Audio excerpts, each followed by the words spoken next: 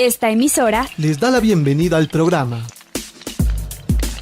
Encuentros con la Filosofía, para conversar poniendo en duda nuestras certezas, con la participación abierta de profesores de la Universidad Politécnica Salesiana, de la Universidad Central del Ecuador, de la Universidad Andina Simón Bolívar. Encuentros con la Filosofía. Se difunde semanalmente por las emisoras universitarias Infinito Digital, Voz Andina Internacional y Radio Faxo. Abrimos nuestros micrófonos.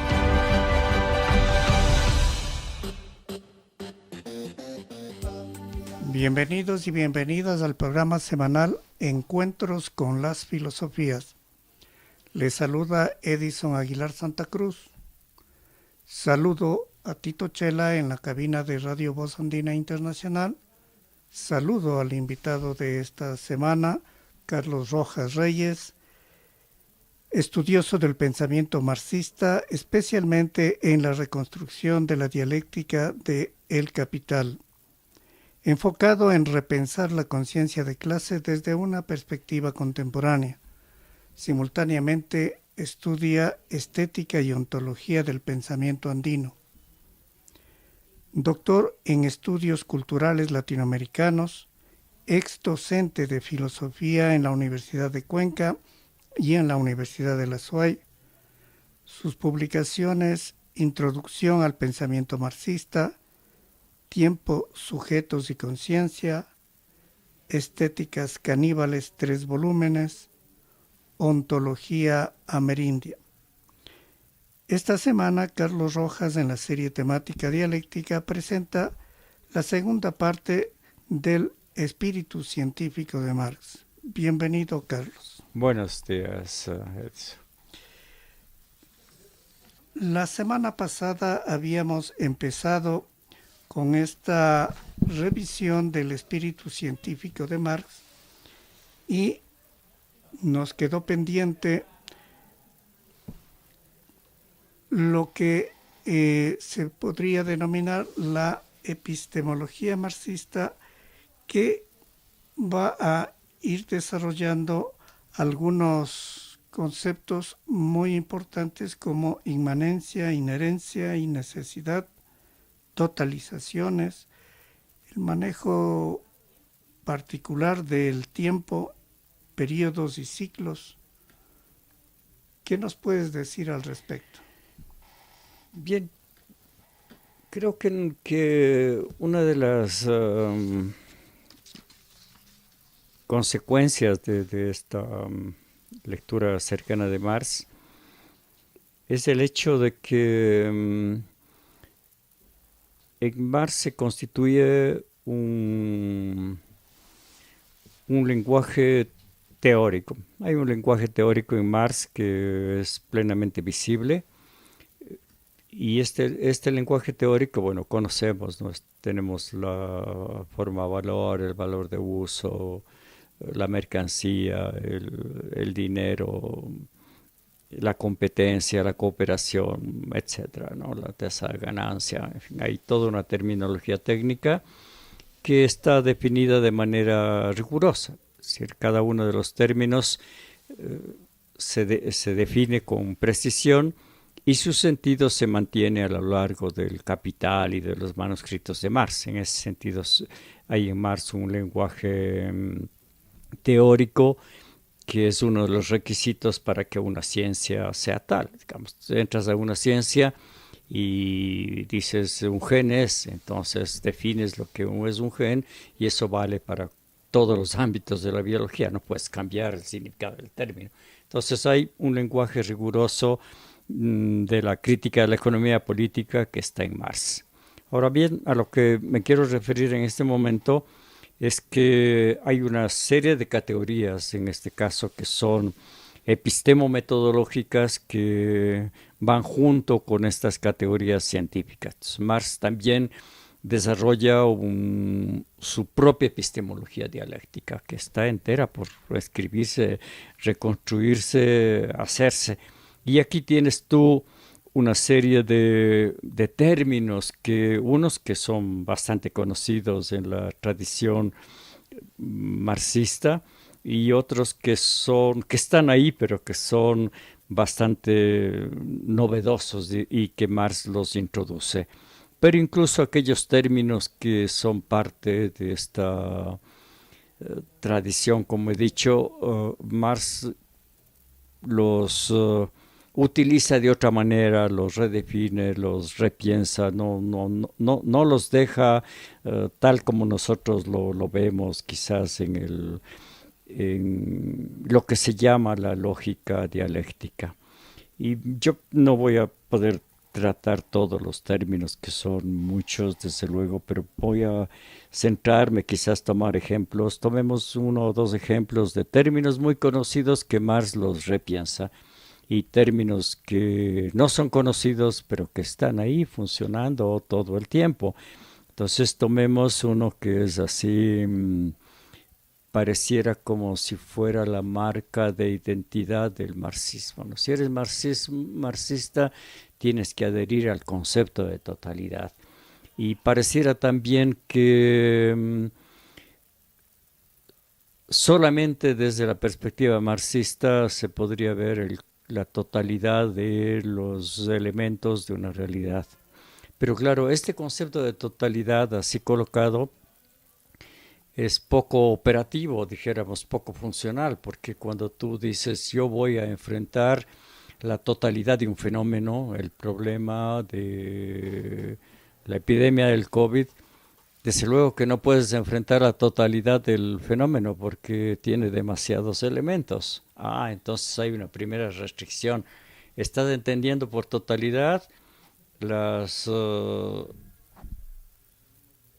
causas, por ponerlo así, causas y efectos principales.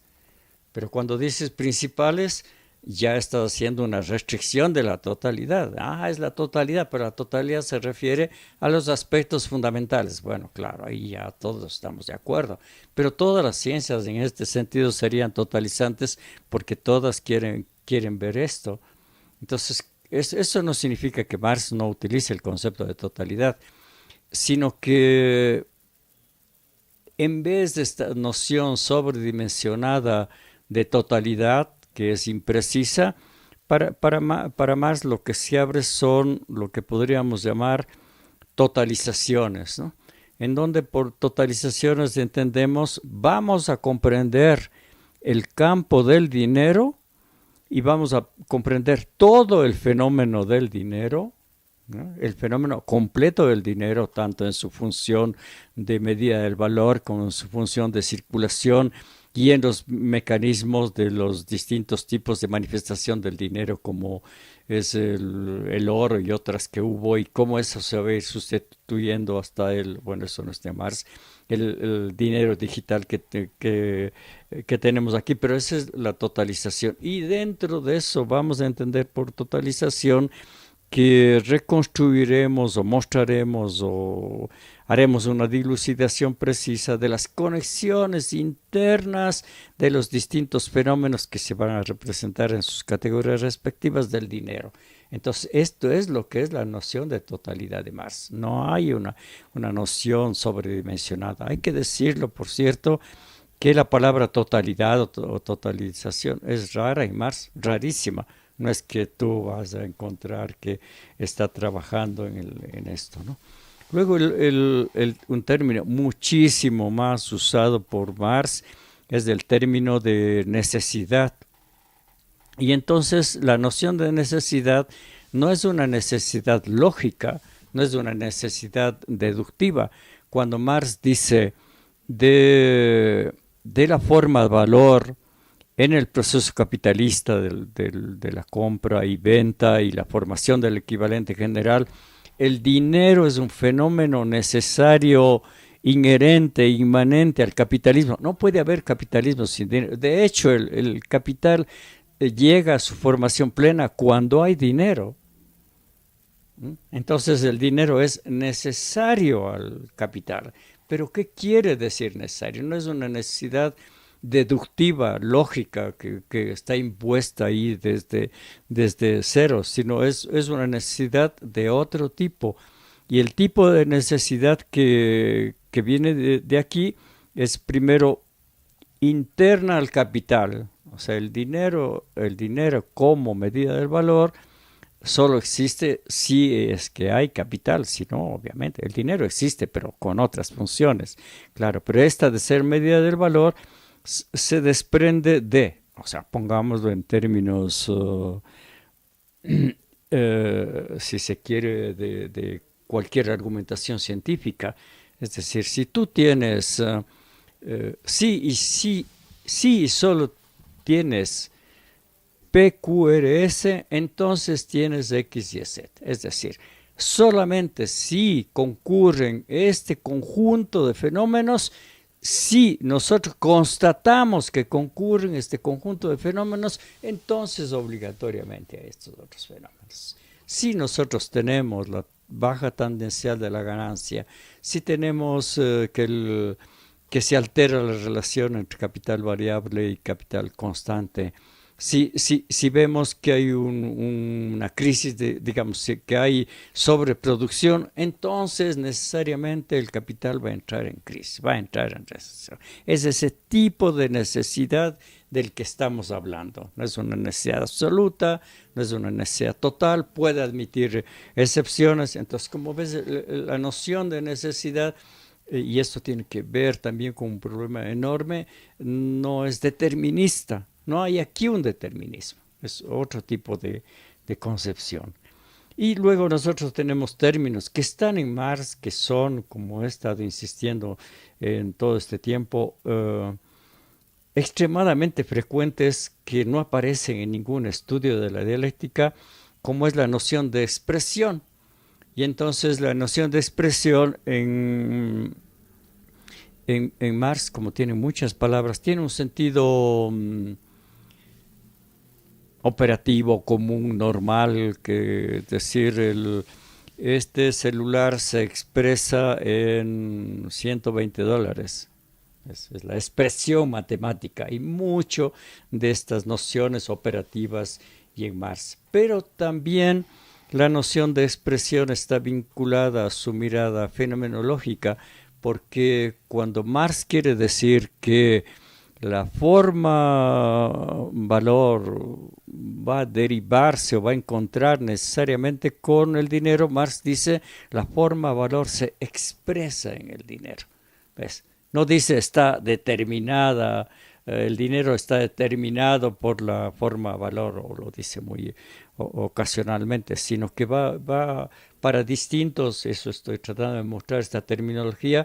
Marx, en la serie de fenómenos de la ligación entre un concepto y otro, entre un hecho y otro, entre un dato y otro, va a utilizar constantemente en el sentido fenomenológico la noción de expresión.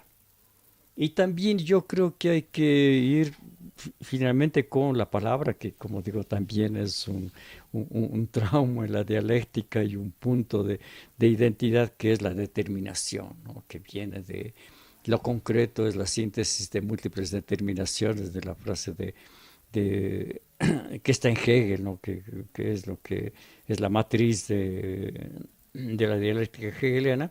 Pero la palabra determinación en Marx se usa mayoritariamente también de una forma descriptiva, como equivalente de decir concreto. Cuando entremos vamos a encontrar determinada tecnología, esta tecnología concreta. ¿Ya? Entonces no es muchísimas veces un término técnico, y ocasionalmente sí tiene el término técnico del sentido de que este fenómeno fundamenta al otro, digamos, la forma valor determina la existencia del dinero. Ya, en ese sentido fuerte, ocasionalmente se utiliza. Pero, y aquí te quiero poner el otro caso, ¿no? El término de determinación en el sentido fuerte, en el sentido lógico, dialéctico de determinismo, si tú quieres, se encuentra en el capítulo 6 del Capital Inédito. Marx escribió este capítulo, pero el rato que estaba armando el Capital, dijo no lo publicó y no lo puso en el Capital. Y luego Engels, luego la muerte de Marx, y también en la traducción que Marx supervisaba al francés, la única que supervisó en otro idioma, Marx dice, no, este capítulo no, lo vamos a dejar. Y Engels dice, no, yo tampoco lo voy a incluir, a pesar de que estaba terminado, completo, ordenado, sistematizado, corregido y todo, y está publicado, obviamente. Pero justamente es este el único capítulo de toda la obra de Marx donde el concepto de determinación funciona de manera determinista y hegeliana, y donde además se repite a lo largo de todo el capítulo. Ahí estamos llenos de determinación y de determinismo en sentido. Pero Marx lo deja fuera. Marx lo deja fuera. ¿Por qué? Porque es el capítulo más filosófico que escribe Marx y el que más está pegado al lenguaje marxista, al lenguaje hegeliano de la ciencia de la lógica. Entonces Marx no sabemos por qué lo dejó fuera. De hecho, lo dejó fuera. Esto es un hecho, es evidente, no hay discusión sobre eso. Pero claro, justo él, digo, se puede especular un poquito y decir, bueno, él no quería poner en el Capital un capítulo que tenía de arriba para abajo una terminología que era completamente hegeliana, en el sentido hegeliano, y lo deja fuera, entre ellos entonces el término determinación. Entonces, digamos, cuando nosotros hablamos de epistemología dialéctica, que creo que es una de las consecuencias centrales de este trabajo, yo creo que lo que estoy tratando de mostrar que tienes por un lado la formación de un lenguaje teórico y un lenguaje observacional, o sea, cómo la teoría se prueba o se falsa en la realidad que está en Marx, lenguaje teórico y lenguaje observacional, pero como también hay un lenguaje epistemológico y desde luego de una dialéctica fenomenológica. Y estos dos elementos son los que contribuyen de manera radical a la cientificidad de los enunciados que encontramos en el Capital, o si tú quieres, son el núcleo de lo que denomino el espíritu científico de Marx. Nos has hablado acerca de superar esa dialéctica mecánica que ha sido predominante en ciertos discursos y nos has presentado las dialécticas duales y una dinámica de las contradicciones capitalistas. ¿Podrías ampliar esta?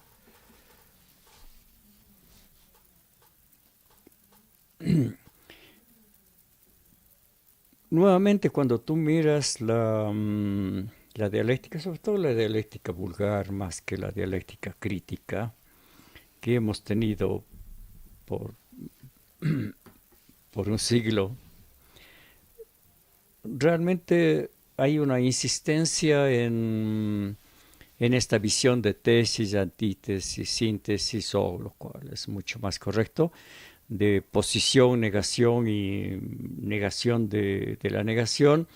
Y claro, también hay autores contemporáneos, desde luego, que entran en el Capital o entran en los estudios de Marx y tratan de encontrar, de obligatoriamente encontrar allí este universal, particular, singular, digamos un modelo tripartito. Entonces buscas los esquemas de Marx, los distintos derivaciones, los trabajos sobre la mercancía, sobre el valor, sobre la competencia, sobre la ganancia, y quieres encontrar como está en la ciencia de la lógica en Hegel, aunque ahí hay rupturas de esa visión tan reductiva, tripartita, pero que está mucho más en una cosa que se llama la pequeña lógica, donde es las obras ya finales, al final de la vida de Hegel, donde se vuelve más esquemático, rígido. Entonces escribe una pequeña lógica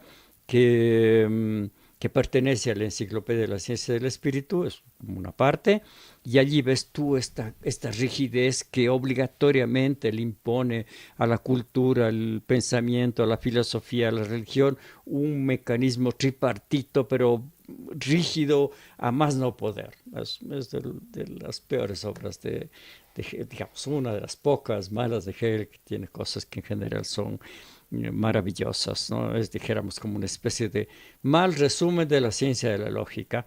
Pero cuando tú entras al capital y entras sin prejuicios al capital, tú no encuentras esta máquina tripartita de posición, negación y negación. Eso cualquiera que lea el capital poquito, cualquier parte que entres tú dices, no, es que ¿dónde está uno, dos, tres? No, no, ¿dónde está el silogismo? Y no hay, no hay. Entonces, claro, hay muchísimo el hecho de que, digamos, lo que Marx dice es aquí, yo tengo un hecho concreto de la economía política, pero aquí vemos nosotros procesos de dualización. Es un hecho que se rompe en dos. El dinero como medio de circulación, el dinero como expresión del valor. Y allí no hay forma de que le metas en un esquema tripartito. Y de esto hay muchos, no solo en un capítulo mencionado. Y yo diría, por ejemplo, que Marx dice, lo que pasa es que el objeto que estoy estudiando, llámese valor, mercancía, ganancia, exige que yo muestre que hay aquí que el capital camina por un sendero de dualidades permanentes. Entonces tengo que meter una dialéctica de estas dualidades para entenderlas. Entonces, si la realidad no me está mostrando estos mecanismos tripartitos, yo no puedo ponerle artificialmente. Claro. Y allí, en estas dualidades, es donde más encontramos en Marx la palabra contradicción. Es rarísima en el Capital, no porque no haya contradicciones, es porque Marx evita ponerla quizá para evitar malentendidos. Pero claro, hay un momento en que habla de las contradicciones y habla de la contradicción, que luego le pondrán el nombre de principal, y habla obviamente de la contradicción entre capital y trabajo, de la contradicción entre la apropiación que hace el capital del trabajo no pagado y del hecho de que ahí se personifican, el término es de Marx, personifican en el burgués, en el trabajador. Marx, rarísima vez, no he contado, voy a contar algunos de estos ratos, cuántas veces utiliza la palabra proletario, y utiliza creo que 2 o 3 veces en el Capital, imagínate. Y él habla de Arbeit, trabajador. Entonces la contradicción entre el burgués y el trabajador. Claro. Y entonces lo que Marx va a mostrar es que en el capital siempre se desarrolla, en el capitalismo siempre se desarrollan un conjunto de contradicciones. Pero Marx muestra que estas contradicciones no se resuelven por una negación de la negación, como vemos nosotros en las leyes tradicionales de la lógica dialéctica, sino se resuelven lanzándose hacia adelante. ¿Cómo sales de la crisis? Destruyendo trabajo, destruyendo riqueza, empobreciendo a la gente a través de una guerra. O sea, el capital se lanza hacia adelante y dice, esta contradicción me va a matar, me va a disolver. Y es textual de Marx, ¿no? Marx dice, el capital, ¿cómo sale de la contradicción? Se mueve hacia adelante. Hasta que encuentra otra contradicción, ¿y qué hace? Se mueve hacia adelante.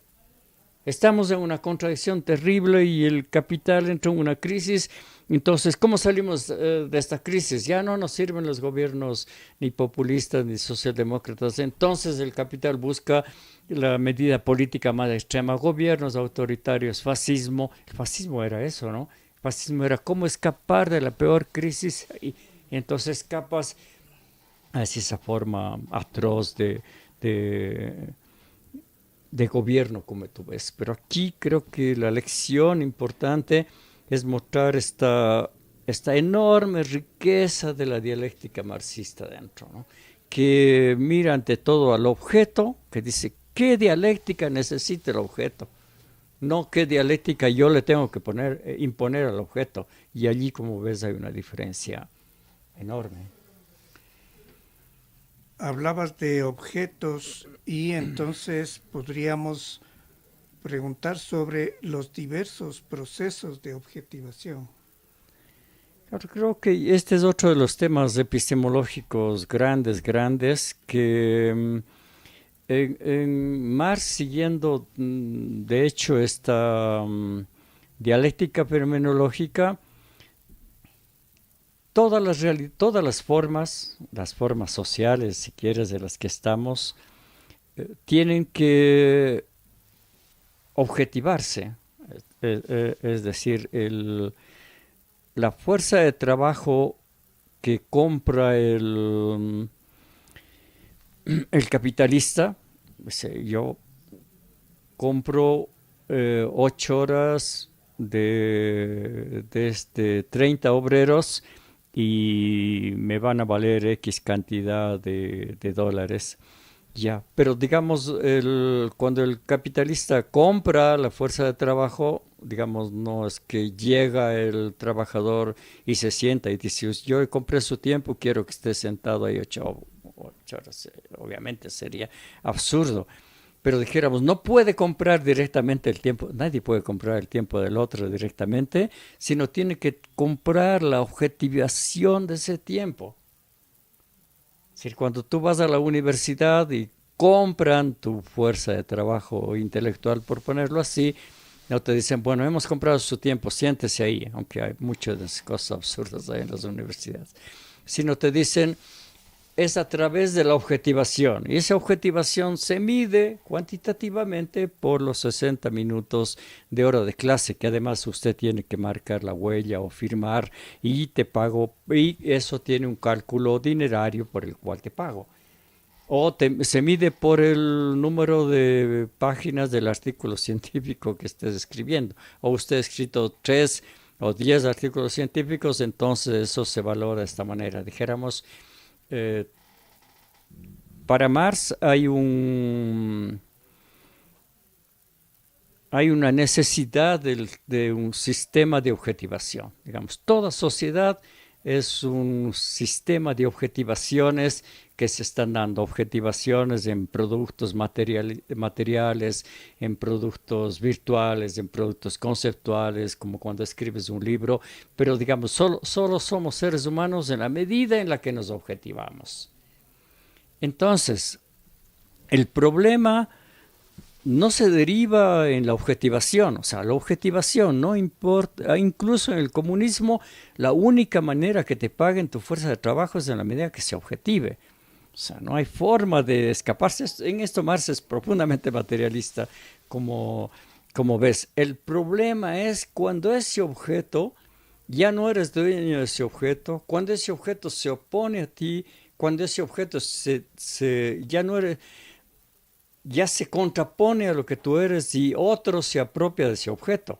Entonces viene el fetichismo de la mercancía, por el cual las relaciones entre nosotros son mediadas por objetos o cosas que nos controlan. Pero si nosotros salimos hacia otra sociedad, no quiere decir que va a desaparecer el consumo o el mercado o los productos, sino que esos productos no van a esconder relaciones de explotación, sino que van a ser transparentes.